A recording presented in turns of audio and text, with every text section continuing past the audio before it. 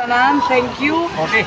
Dagang salamat sa pag-imbitaro na ako ng akong pinangga nga Governor Peter Senior Pedro Unabia. Tuwan-tuwa ako, balik-balik ako dito sa Misamis kasi alam naman ninyo, kapoy na sa Manila, away-away. Itigil na yung away-away na yan, walang mapapala. Kaya eto nga, at masaya naman. Tinatanong ko kung ano yung kunamis. Kuyamis. Kasi wala naman kami niyan sa Leyte. Akala ko kalamay. Yung pala, dito sa Misamis, meron kayong ginto na lubi. Naninilaw. Kaya nga ginto na lubi na talaga naman matamis, na natural. Napaka-blessed talaga ng Misamis. At congratulations, multi-awarded ang probinsya ninyo. At pareho kami ni Gobernador Unabia na talagang ginpush namin na poverty alleviation. Pumunta pa sila sa Ilocos para makita kung paano masugpo ang kahirapan. Ayun. Kaya tuwan-tuwa ako. At kanina nag-meeting din ako sa CDO kasama ng mga estudyante kasi ang problema syempre, ang trabaho, alam naman natin ang problema ng trabaho. Parating 400, magkano ba? 440 ang minimum wage sa probinsya.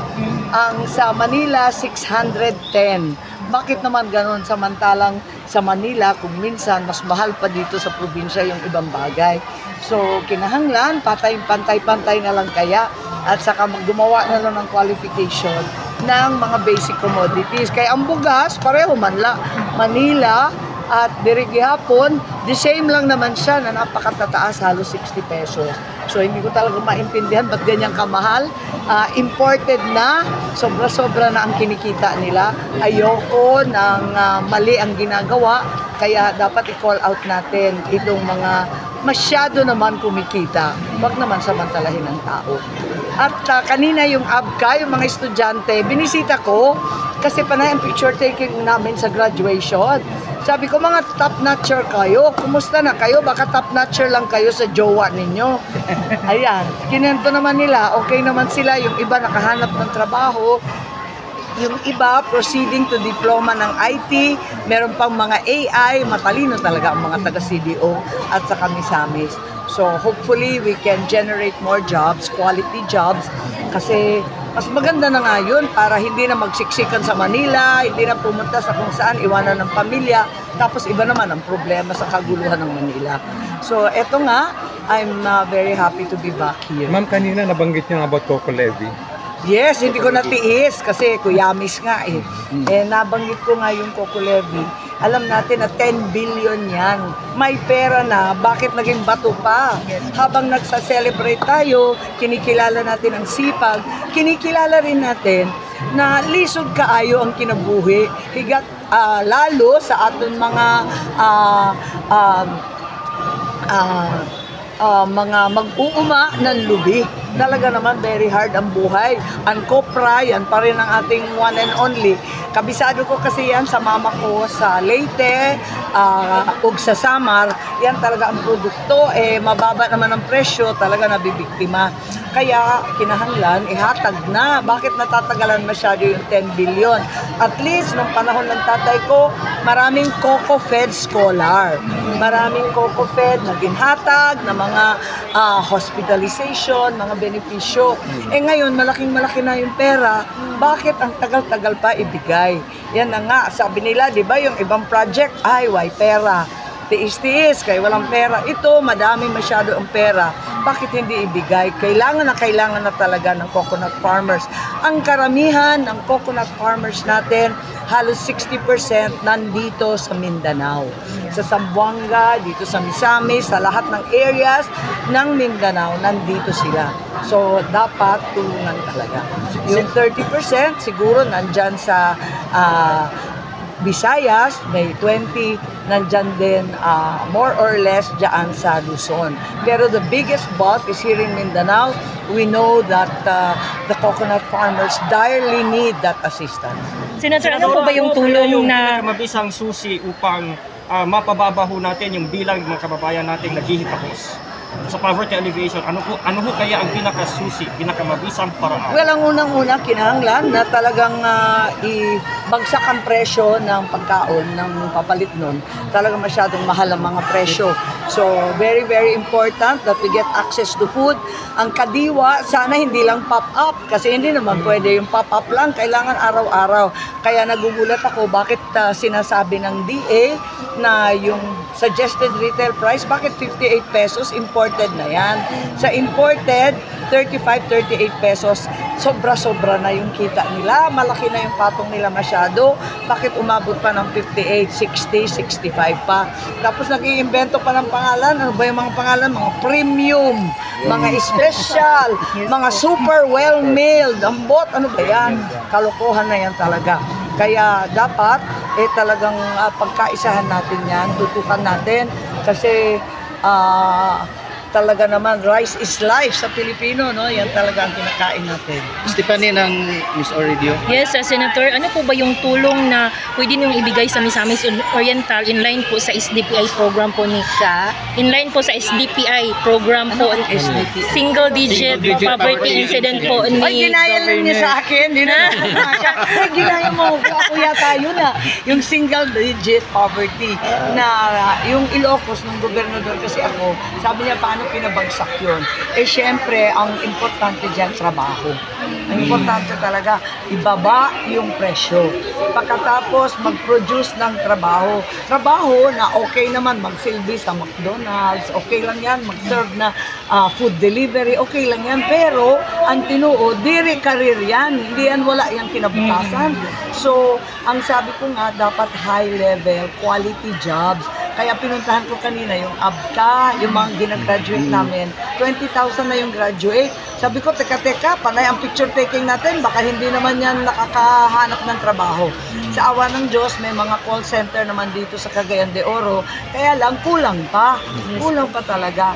At eto nga, ang ating mga susunod na mga dekada, lahat ng trabaho na alam natin, baka mawala na. Puro AI na, puro IT na, puro cybersecurity. Kaya maganda yung ABCA kasi IT yung tinuturo. Kailangan mag-upskilling at mag-reskilling, mag-training. So, mga katigulangan katulad ko, mahirap na mag-retraining. Pero yung mga bagets, halabira, kayang-kaya ninyo yan. Kaya, we're encouraging them. Meron akong contest, itong Young Creatives Challenge. Meron kanina yung mga campus journalists. 7 nga sektor yun, contest sa mga under 35 years old.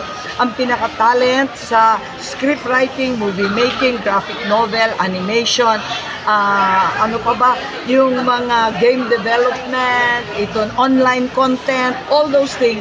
And kada sector, 1 million ang prize. That's nationwide? Yes, nationwide. Sana, ang next na manalo, kay season 2 na, ang next na manalo, taga Misamis. Yes taga po, Cebu, please. taga Mindanao. Kasi iba ang kwento ng Mindanao. Kailangan marinig ng bayan. Wala na kaming naririnig, kundi nagputukan, nagbarilan, terorista. Hindi naman totoo yun. Tapos na yun. Wala nang ganyan. Tahimik na dito. Ready to do business na. The other contest that I have is Young Farmers Challenge. Ito naman, binibigyan rin natin yung halaga ng IT sa agrikultura. Ito yung mga smart farming na digital platform para magbenta ng mais, para ikubli at i-import lahat ng fisheries. Yan. Mga IT naman yun. Pero medyo smart farming, smart fishery naman, yung young farmers. At pag sumali ka, 50,000, 100,000 pag may team. Pag umabot ka ng national, nasa 550, lampas ng 500,000. So, may puhunan ka na, hindi utang yan ha, grant. At yun na ang pwede mong gawin at gamitin para sa iba-ibang project na ideally gamitin ng IT. Senator, namaos na kayo, dalawa na lang po. Senator, Oo nga, talaga naman. Senator, may schedule na ho yung SK at barangay election. Paano yung 6 years na Senate bill mo? Yes, pinipilit ko yung 6 years, pero nakikipagtawaran ako sa mga senador. Yung iba ayaw pumayag. Hindi yata nila kakampi yung kanila mga kapitan na rin ko. Kaya tinawaran, sabi ko, o sige, 5 years na lang. Talagang pinipilit na 4 years. Ngayon pupunta kami sa Congress para talagang magkaisa. Mukhang 4 years, 3 terms. Pero ang susunod na eleksyon, nagtatawaran pa kami kasi gusto ko at least 2027 para yung nakaupo ngayon, makatikim naman ng 4 years, di ba? Kasi grabe naman kung agad-agad may eleksyon. Naubos na ang panahon natin sa away-away. Ako politiko, pero kapoy na sa politika, enough na. Kaya hindi naman yan ang solusyon sa dami ng ating problema. Ang bugas, ang pabaliknon, ang napakadami nating problema sa trabaho. Unahin muna natin yan na magkasolusyon ang mga problema. Ay may solusyon. Ma'am, last question po. Wala na yung 2-term limit. 3-term limit kasi 6 years dati ang proposal ko, pero ngayon kung 4 years na sinasabi, 3-term limit. Ma'am, last question. Sa January, ma'am, sa Kongreso, yan na ho yung Oo, kasi Bicam. tapos na kami sa Senate. Yan na ho yung Bicam. Oo, that's right. ma'am, sa January 31, magkakaroon ulit ng peace rally by Interfaith and Civic. Ano pong masasabi niyo dito? Well, ako'y naniniwala na kinakailangan pakinggan ng lahat. Talagang importante yan. Kasi tulad ko, maraming sawang-sawa na talaga sa away-away. Hindi naman kaaway ng Marcos ang Duterte. Bakit kami pinag-uumpog-umpugan? Mahal natin sila at marami lang yatang mga pugunero, ambot na la. Kaya, pwede ba? Ayoko naman ng maling gawain. Kung mali, mali. Kung tama, tama. Maraming Ayoko salamat talaga po, ma'am. ng mali. Thank you so much, Senator. Sana lang.